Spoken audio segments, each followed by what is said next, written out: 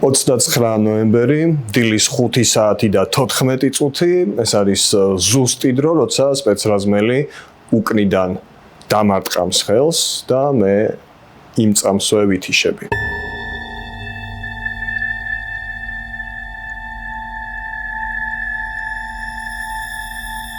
მე ვარ ჟურნალისტი გურამ როგავა.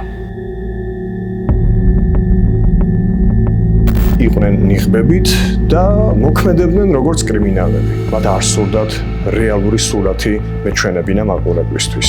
მე უშუალოდ ამ სპეცოპერაციის გაშუქების დროს, დაახლოებით 9 საათის განმავლობაში, იქ ადგილზე ვიღებდი მუქარას, შეურაცხმყოფელ ფრაზებს, აი როგავა გვარითაც კი მომმართა ერთ-ერთმა სპეცრაზმელმა, რომელიც ნიღაბში იყო, აი ნახე შენ რა მოგივა. ექიმების დასკვნა ასეთია, რომ მე მქონდა მეშვიდე მალის მოტეხილობა, სახისძვლის მოტეხილობა, მარცხენა მხარეს, თავის ტვინის შერყევა, სხვადასხვა დაზიანებები და როგორც თავად მედიკოსებმა განმიმარტეს, ამ დაზიანების, ხერხემლის დაზიანების შემდეგ მე სასწრაფო სამედიცინო დახმარების ჯგუფამდე რომ საკუთარი ფეხით მივედი, ეს უკვე შეიცავდა იმ რისკს, რომ მე საერთოდ პარალიზებული ყოფილიყავი.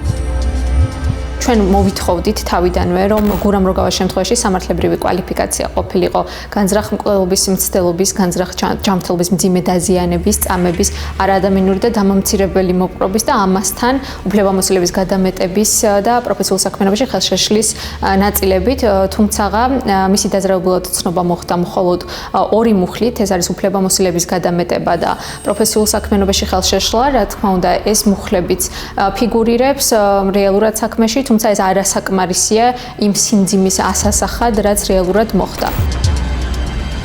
ამ ჩარტყმას შესაძლოა გამოეწვია სიკვდილი და მილიმეტრებით გვაქვს აცდენა.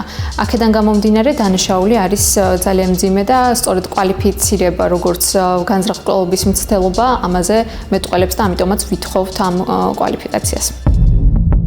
მე ვითხოვ სათვალთვალო კამერების ჩანაწერებს. ჩემი მოთხოვნა რა ფორმით დაკმაყოფილდა, იცით?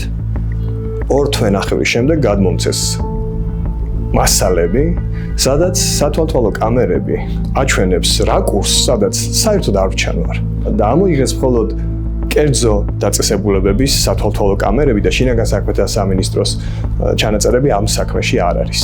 და არა და თქვენ რომ გახვიდეთ რუსთაველზე და ნახოთ იქ პერიმეტრი, უბრალოდ ვერ დაითვლი იმდენი კამერა და შინაგან საქმეთა სამინისტროს არქივში არ მოიძებნა ჩემზე თავდასხმის კადრი. გამოძიების ყველა პროცედურას ვიცავ, იმიტომ რომ მინდა ვაჩვენო ამ სისტემის აბსურდულობა, აი თუნდაც ის ფაქტი, რომ ჩემზე თავდასხმის კადრებში მე არ ჩანვარ.